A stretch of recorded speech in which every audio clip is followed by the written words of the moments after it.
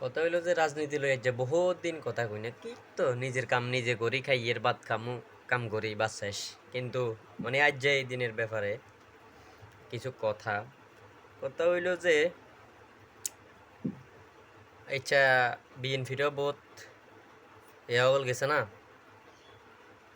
2018 বা 19 হইব বিএনপির মনে হয়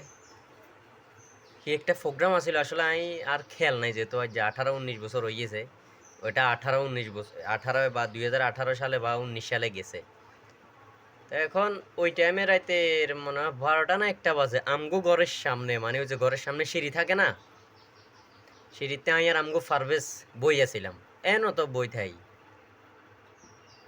মানে আমগো গ্রামের ওই সময় আমগো গ্রামের মানুষ বাড়ি বাড়ি টয়লদের কয় যে ঘরের সামনে কিলে বইরিস যা ঘরে যা আর বাড়িতে আর ঘরের সামনে বইয়াছিলাম সে সময় ধোয়াই দিছে ঘরে যা বাড়ি কিলে বইরিস তাইলে ওই টাইমের পরিস্থিতি কেচ্ছা আছিল।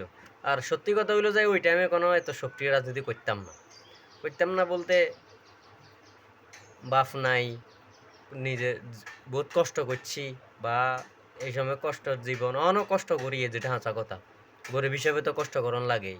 আবার অনেক গরিবও আছে রাজনীতি করি ওই টাইমে কেউ মরিয়ে গেছে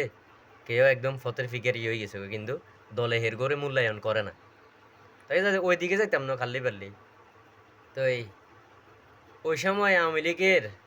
গ্রামের লোক আঙ্গু গ্রামের বাইয়েও কয় যে বারে গিলে বরিছস ঘরে যা বই থাক কই আমরা তো ইচ্ছা করিয়েন না মানে ব্যক্তিগতভাবে আইও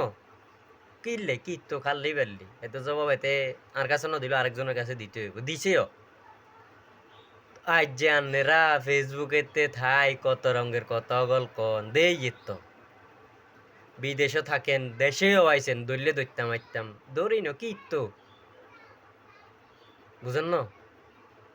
মানে আজ যে মনে করে দিলাম আর কি আজ আওয়ামী লীগের যে একটা প্রতিষ্ঠা বার্ষিকী মনে হয় আমি জানি না আজ যে জায়গান কন আপনারা মনে করে দিলাম আরই গ্রামের মানুষও শান্তি আনো শান্তি দেন না আপনারা